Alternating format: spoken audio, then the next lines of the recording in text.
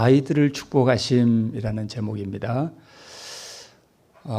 여기는 우리 그러니까 어린 아이들을 기르는 젊은 우리 어머님들이 안 계셔서 좀 적합하지 않은 말씀이 아닌가 싶기도 하지만 또 말씀을 가만히 들여다보면 전혀 그런 것도 아니에요. 또 우리에게 다 적용할 수 있는 말씀들입니다. 우리 함께 말씀을 나눠보겠습니다. 56장 제 아이들을 축복하심. 우리 본문의 말씀은 누가복음 18장 15절로 17절에 있는 말씀입니다. 우리 눈으로 한번 따라 읽겠습니다. 사람들이 예수의 만져주심을 바라고 자기 어린 아기들을 데리고 오매 제자들이 보고 꾸짖거늘 예수께서 그 어린 아이들을 불러 가까이 하시고 이르시되 어린 아이들이 내게 오는 것을 용납하고 금하지 말라. 하나님의 나라가 이런 자의 것이니라. 내가 진실로 너희에게 이르노니 누구든지 하나님의 나라를 어린 아이와 같이 받들지 않는 자는 결단코 들어가지 못하리라 하시니라. 자, 여기 예수님께서 우리 어린 아이들을 이렇게 안으시고 또 아이가 꽃을 들고 예수님께 드리는 그림을 누가 이렇게 그렸습니다. 자, 옛날에 그 당시에 이게 하나의 풍습이었습니다. 아이들을 어머니들이 그 당시에 랍비, 즉 우리 율법 성경을 가르치는 우리 교사들에게 데리고 가서 이렇게 손을 얹어서 이렇게 안수하고 축복을 이렇게 빌게 하는 받게 하는 그러한 풍습이 있었습니다. 그래서 어떤 한 어머니가 자기 아이를 데리고 예수님께 축복을 얻게 하고자 하는 그러한 마음이 들었어요. 그래서 자기 아이를 데리고 이렇게 길을 나섰습니다. 나서서 예수님이 이제 마을에서 이렇게 가르치고 이렇게 치유하시는 그 이야기를 듣고 이제 예수님을 찾아서 길을 나섰습니다. 보통 이래 아이 데리고 어머니가 길을 가면 또 마을에 다 아는 사람들이잖아요. 어디 가시우? 그러니까 이제 아유, 내 아이 데리고 우리 예수님께 좀 축복을 받으러 갑니다. 그러니까 아유, 같이 가요. 이러면서 이제 그 옆집 아이도 어머니도 이제 자기 아이 데리고 이렇게 길을 갑니다. 또 가다 보니까 또 아유, 다들 어디 그래 가세요? 하고 이제 또 물으면 여차여차 이렇게 갑니다 하면 또 이렇게 아이들 데리고 어머니도 가고 이렇게 해서 한 무리가 이제 예수님을 찾아서 자기 아이들을 데리고 이렇게 가게 됐습니다. 그 아이들 중에는 이렇게 진짜 갓난 아기도 있었고요. 또 어떤 아이는 요즘 뭐 고등학생쯤 되는 이런 아이들도 있었어요. 그래서 함께 이렇게 가게 됐습니다.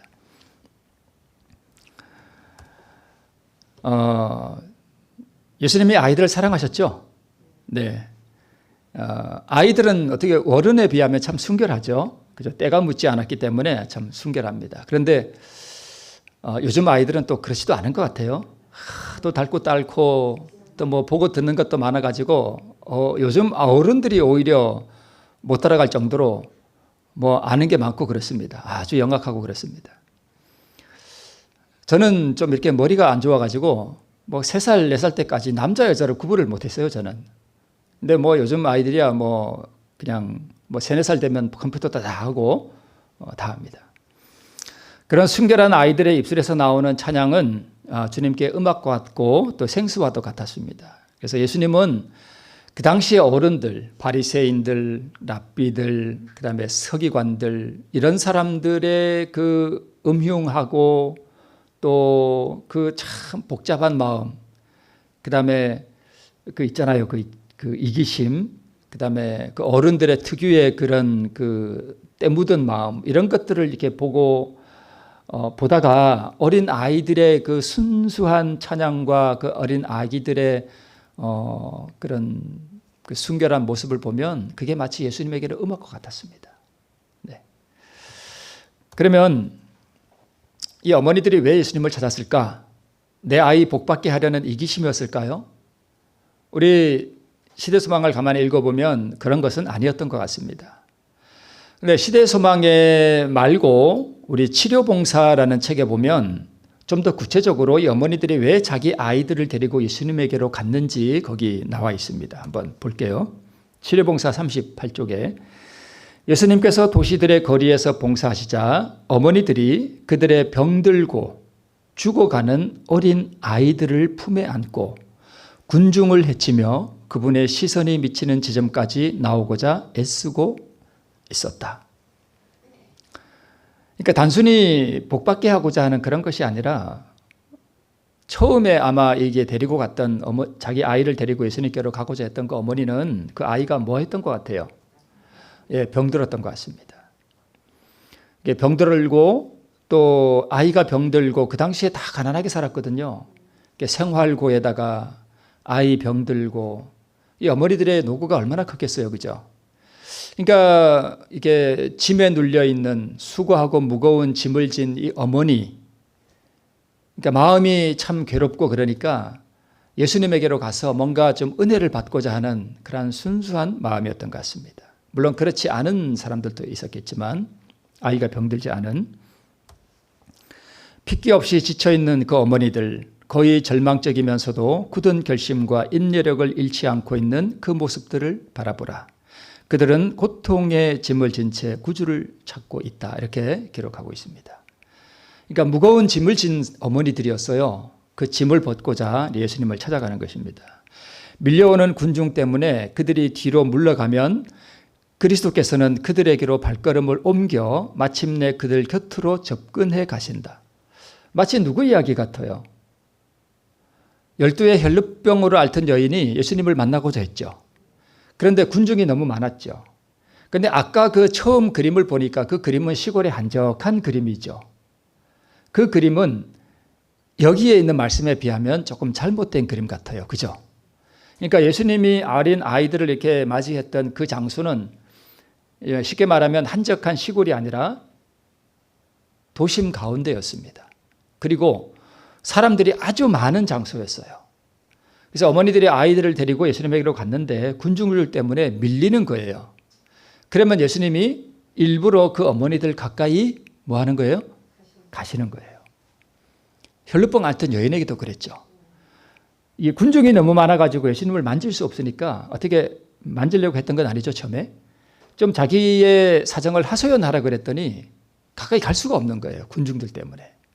그래서 이렇게 밀려가면 예수님이 어떻게 하셨어요? 예, 접근해 가셔서 일부러 그 여인에게 나 좀 만지라고, 그죠? 예수님이 그런 분이세요, 그죠?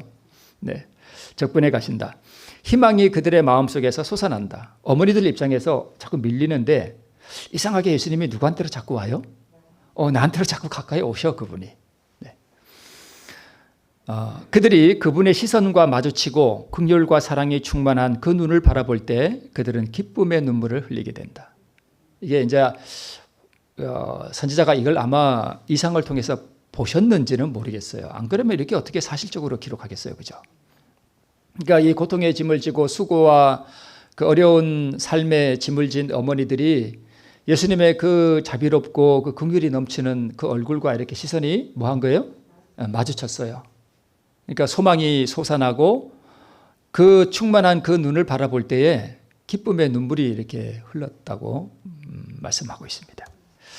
그 무리들 중 한 사람을 골라내어 구주께서는 내가 네게 무엇을 해줄까 하고 말씀하심으로써 그 여자의 신뢰심을 불러일으키신다. 그 여자는 흐느끼며 주님, 나의 이 아이를 고쳐주소서라고 말함으로 그의 가장 큰 소원을 아뢰습니다.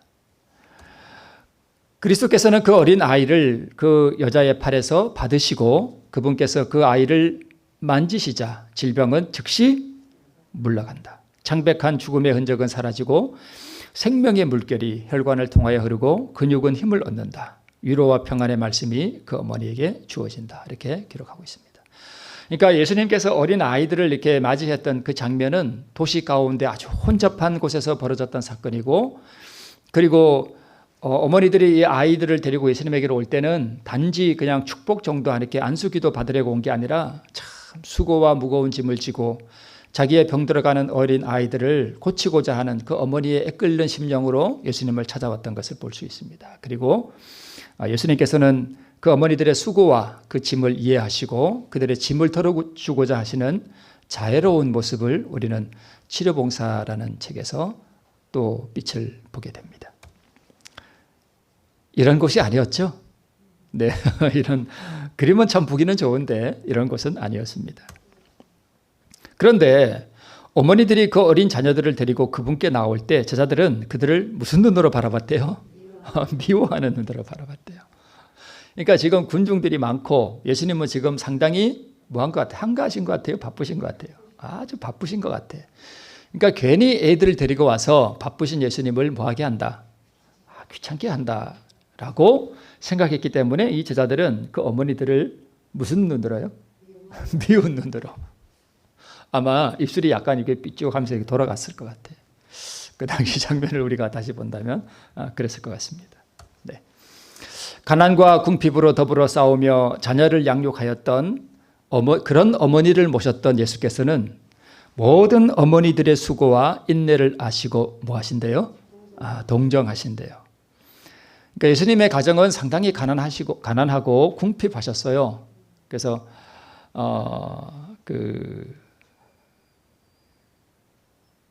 가정이 궁핍하니까 예수님도 뭐 잘 드시지도 못하고 그죠?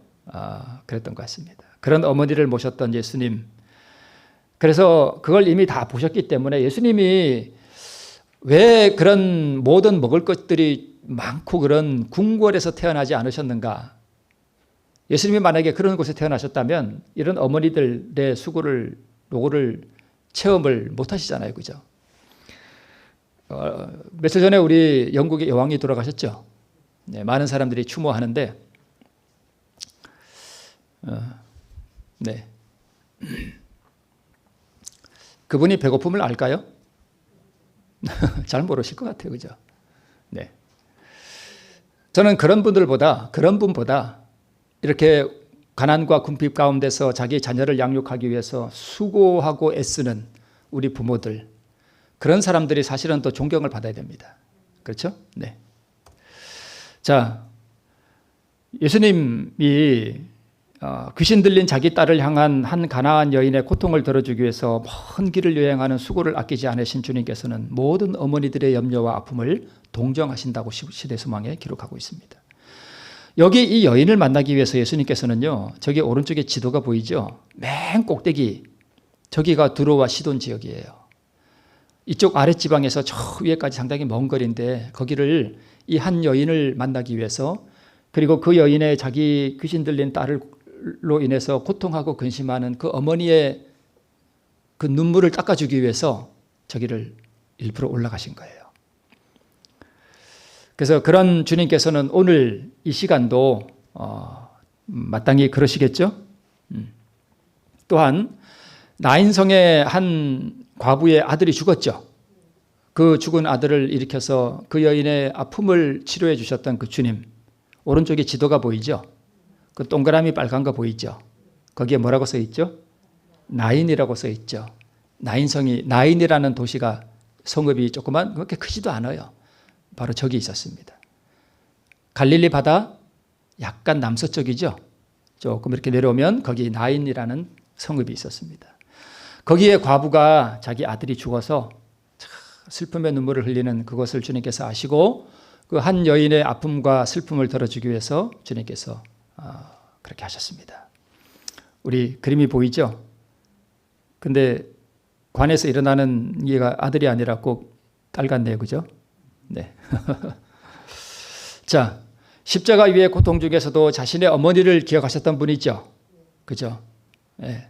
그분께서는 오늘도 이 땅의 수많은 어머니들과 아버지들의 슬픔에 그분이 뭐 하셔요? 동정하시는 분이세요.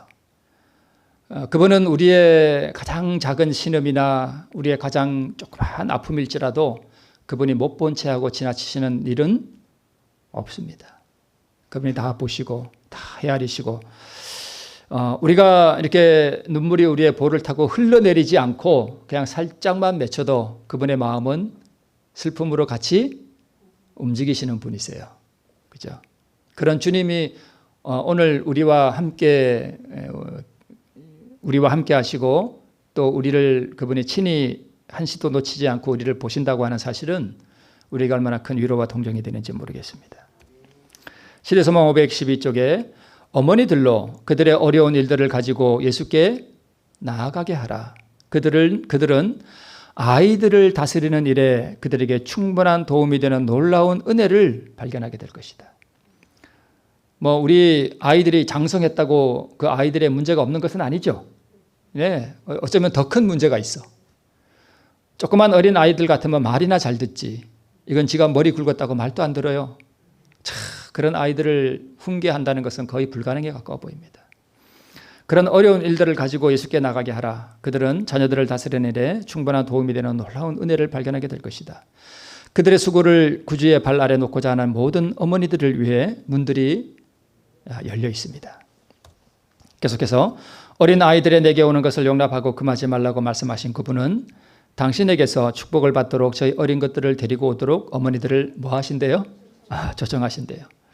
어머니의 팔에 안긴 영화일지라도 기도하는 어머니의 믿음을 통하여 전능하신 하나님의 그늘 아래 거할 수 있다. 이 세상에 가장 위대한 기도가 뭔지 아세요? 뭐 담임 목사가 뭐 성도들을 위해서 기도하는 거 그건 별로 능력 없어요. 진짜 능력 있는 기도는 뭔지 아세요? 어머니의 기도예요. 고난과 궁핍 가운데서 자기 자녀를 양육하며 눈물로 기도하는 그 어머니의 기도는 이 세상에서 가장 위대한 기도입니다. 그렇게 기도하는 어머니의 믿음을 통해서 그 어머니와 그 자녀 전능하신 하나님의 그늘 아래 거할 수 있음을, 그렇게 또 우리로 하여금 그러한 전능하신 그늘 아래 거할 수 있도록 하시는 구주의 은혜에 참으로 감사드립니다. 네. 아이들에게 하신 예수님의 일은요, 그러니까 단순히 안수하고 축복해 준 게 아니라 그 아이들을 뭐 해주셨어요? 치유해 주시고 또 축복해 주시고 또 그들에게 뭐까지 주셨는가 하면 가르쳐 주셨어요. 뭐까지 해주셨다고요? 가르쳐 주셨어요. 그러니까 그 아이들이, 어머니들이 그 아이들 데리고 예수님께 왔을 때 예수님이 그 아이들에게 쉽게 말씀드리면 설교하셨다는 거예요. 어린이 설교를 하셨어요. 그냥 이렇게 사랑해 주시고 아유 이쁘다 하고 그냥 안수하고 이제 가라 이렇게 하신 게 아니라 말씀까지 주셨다는 거예요. 왜냐하면 이 아이들 중에 어떤 이들은 자라서 은혜와 하늘 왕국의 후사가 되었으며 어떤 아이들은 후에 뭐가 되었대요? 순교자가 됐대요. 그러니까 예수님께서 그날 치료해 주시고 또 안수하시고 축복해 주시고 또 그 설교까지 말씀의 교훈까지 주셨던 그 아이들 중에 어떤 아이들은 하늘 가게 됐고요. 어떤 아이들은 못 갔을 수도 있겠죠. 또 그들 중에 어떤 아이는 나중에 예수님 승천을 위해 아마 같이 복음을 전하다가 순교자가 된 것 같아요. 시대서방에 그렇게 기록되어 있습니다. 그러면 그날 거기 왔던 아이들 중에 어떤 이들은 하늘나라를 가게 되었고 어떤 아이들은 후에 순교자가 되었는데, 그렇다면 왜 그들이 그렇게 됐을까? 그것은 그날 그 아이들에게 주신 축복과 교훈의 뭐가요? 말씀이 그 어린 영혼들에게 평생에 뭐가 됐어요? 안내자가 됐기 때문이었습니다.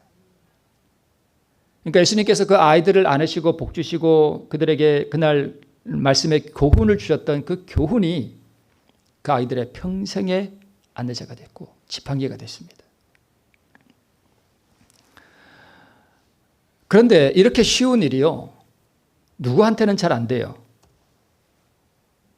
어른들한테는 잘 안 됩니다. 복음은요, 나이가 들어갈수록 받아들이기가 쉬울까요? 어려울까요?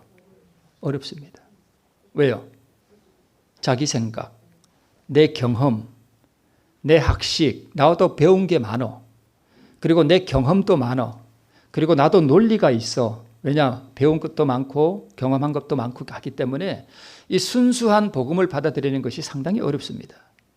그렇다고 불가능한 것은 아니지만, 그래서 여러분 어떤 사람들이 병상에서 죽어가면서 이렇게 복음을 받아들이는 경우도 있죠.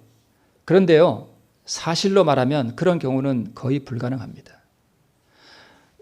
평상시에 그리스도와 교제하고 그리스도에게 순종하는 법을 배우지 못한 사람은요, 병상에서도 어렵습니다.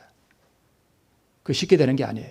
그러므로 우리가 복음의 능력 앞에 굴복하는 일은 언젠가 되는 것이 아니라 언제 이루어져야 하는가 하면 바로 지금 이루어져야 돼요. 내일은 오늘보다 더 어려워집니다. 이건 진리예요. 반드시 그렇습니다. 그리고 우리 시대소망에 계속해서 자녀 교육을 어떻게 해야 되는가를 기록하고 있는데 제가 요약해서 몇 가지 말씀드리고 마치겠습니다. 첫 번째는 어떻게 하래요? 조금씩 하래요. 아이들은 받아들이는데 뭐가 있어요? 한계가 있어. 그죠? 아이들한테 주구장창 1시간, 2시간 아이들한테 가르치면 아이들이 이걸 받을 수 있을까요? 못 받아요. 못 받습니다. 그래서 아이들이 받아들일 수 있는 만큼 조금씩 아이에게 하늘의 원칙을 설명해 주라 이렇게 되어 있습니다. 아이들은요, 엄마가 뭔 얘기하면 딴짓하죠. 딴짓 잘하죠. 아이들의 특성이 뭐냐 하면 딴짓하면서도 뭐예요? 들어요. 그래서 어머니들이 혹시 이게 나중에 영상을 통해서 우리 아이들을 기르는 젊은 어머니들이 이게 말씀을 들을 수도 있는데, 아이들을 꼭 앉혀놓고 무릎 꿇고 이렇게 앉혀놓고 이렇게 뭘 한다고 애가 듣는 게 아니라 애들은 딴짓하면서도요 듣습니다. 예. 그래서 이게 좀 아이들을 가르칠 때는 이렇게 엄숙하거나 그렇게 안 해도 돼요. 그죠? 네. 그다음에 자, 그럼 하늘의 원칙이 뭐냐 하면 이기심이 없는 사랑의 원칙을 가르치는 거예요. 그죠? 이걸 어려서부터 가르쳐줘야 돼요. 아마 예수님께서 그날 이걸 아이들에게 가르치지 않으셨나 이렇게 생각이 됩니다. 이기심 없는 사랑의 원칙, 베풀고, 그죠? 네. 두 번째는 아이들에게 회심을 가르치래요. 거듭남을 가르치라는 거예요. 그래서 아이들에게 어떤 격렬한 감정을 느꼈다고 회심의 증거로 삼지 말라. 어떤 때는 사람이 이렇게 막 회개하면서 눈물 탁동 막 흘리잖아요. 그걸 회심의 증거라고 가르치지 말라는 거예요. 회심의 정확한 시간을 아는 것은 중요하지 않습니다. 어떤 사람은 자기가 회심한 시간을 알 수 있어요. 사도 바울 같이 회심하는 사람이 있어요. 그죠? 그 사람은 내가 몇 월 며칠 날 하나님을 만나서 이렇게 됐다라고 말할 수 있어요. 근데 어떤 사람은 살면 변화됐는데 자기가 언제부터 변화됐는지는 잘 모르는 사람이 있어요. 그래서 이것을 동해일출형이라고 그러고요.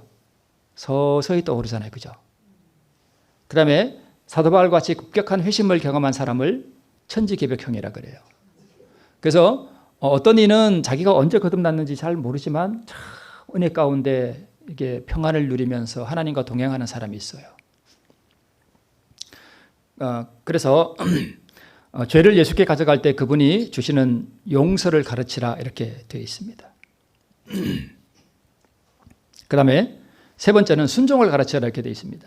근데 여기서 아주 중요한 일이, 이거는 밑에 있는 말은 제가 넣은 건데요. 순종을 가르칠 때는요, 반드시 뭘 가르쳐야 되는가 하면 자아굴복을 가르쳐야 돼요. 자아굴복을 모르고 순종을 가르치면 다 뭐가 되냐 하면 율법의 행위가 돼요. 행함으로 말미암는 의가 돼요. 율법주의적인 종교를 가진 그런 아이들로 자라나게 됩니다. 그리고 순종이 뭐냐 하면 제가 이제 얼마 전에 어떤 한 교회에 가서 이제 말씀을 전하고 왔잖아요. 그런데 제가 이제 장막붕이 말고, 근데 오후에도 좀 시간을 갖자 그래서 오후에 이제 시간을 가졌는데 거기에 어린 학생이 와 있어요. 중학생인가 그런 아이가 와 있어요. 그래서 잠깐 그 아이들에게 이걸 말해줬습니다. 믿음으로 얻는 의가 뭐냐 하면 라고 말하면서 그 자기 자아굴복을 가르쳤었어요. 예를 들어서 이렇게 말했습니다. 얘들아, 여기 어머니가 있는데 엄마가 너에게 무언가 요구를 하거나 뭔가를 시킬 때가 있지 않겠니? 그럴 때 어머니가 나에게 뭔가를 시킬 때 항상 기분이 좋으니 때는 짜증날 때가 있니? 그러니까 짜증날 때가 있대요. 그러면 우리가 의를 얻고 그 다음에 순종하는 게 뭐냐 하면 그 짜증난 상태에서 투덜투덜거리면서 가서 했어요. 그러면 그게 순종인가요? 그건 순종이 아니에요. 그건 순종이 아닙니다. 그렇죠? 그럴 때 어떻게 해야 되는가 하면 내 마음에 짜증이 올라올 때 우리 다 아시죠? 이제는. 그죠? 어떻게 하는지. 그걸 주님께 어떻게 하고요? 드리고, 기도하고 드리고, 어머니에게 뭐라고 대답하는 것이다? 네 하고 대답하는 것이다. 그것이 순종이다. 그래서 순종은 반드시 자아굴복이 따라야 되고요. 그것은 의지의 굴복이고요. 의지를 주님 편에 두는 거고요. 그런 거예요. 그리고 내가 어머니의 말씀에 순종할 것이냐, 따를 것이냐, 말 것이냐를 내 의지를 가지고 뭐 하는 거예요? 선택해 주는 거예요. 그걸 굴복이라 그래요. 그렇게 하고 주님, 제가 짜증이 나지만 이 짜증나는 마음을 주님께 굴복하고 드립니다. 하나님, 제가 믿음으로 제 어머니의 말씀에 순종하겠습니다. 라고 기도하고 네 하고 가서 순종하는 거예요. 그게 순종이에요. 그렇게 의지를 굴복할 때 순종이 이르러 오는 순종이 있고요. 또 하나는 진짜 우리가 의를 소유하고 있을 때는 그 어머니가 나에게 요구하는 것이 짜증이 날까요? 아니면 즐거울까요? 즐거운 거예요. 그러면 당연히 나는 네 하고 가서 순종하는 거예요. 이 모두를 다 포함하는 거예요.